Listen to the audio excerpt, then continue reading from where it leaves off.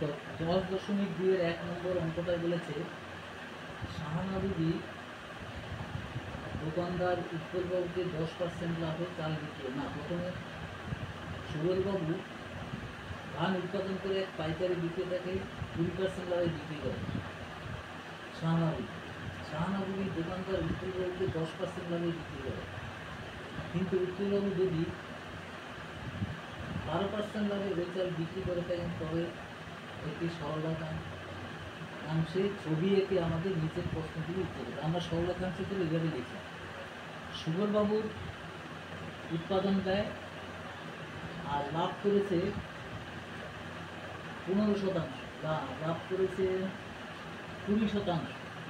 এইখানে আমরা লিখছি 20% লাভ করেছে। তাহলে তার এখানে সুবলবাবুর বিক্রয় মূল্য হবে, বিক্রয় মূল্যটা বলে দেওয়া আছে উৎপাদন ব্যয় 75,000 টাকা, 7,500 টাকা। তাহলে এখানে সুবলবাবুর বিক্রয় মূল্য হবে আর শাহানা বিবির ক্রয় মূল্য একই হবে, 7,500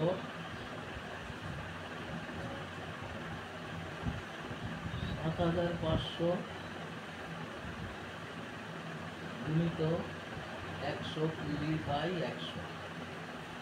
দেখো, সে আবার লাভ করেছে 10%, শাহানা বিবি 10% লাভে বিক্রি করেছে। তাহলে এর তার ক্রয় মূল্য যা আছে তাই লিখি, 7,500 ইন্টু 120/100। তাকে এবার 10% লাভ হলে তাহলে 110/100। এগুলো সব টাকা, খেয়াল করে দেবেন, সব টাকা।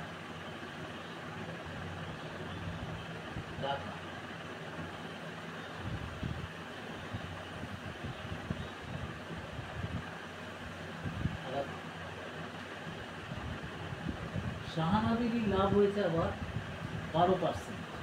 এই 12% লাভ করেছে শাহানা বিবি। তাহলে এইখানে উৎপলবাবুর কাছে উৎপলবাবুর লাভ হয়েছে 12%। তাহলে উৎপলবাবুর বিক্রয় মূল্য হবে, এটা ক্রয় মূল্য আর এটা বিক্রয় মূল্যের ওপরে 7,500 গুণিত 120/100 ইন্টু 110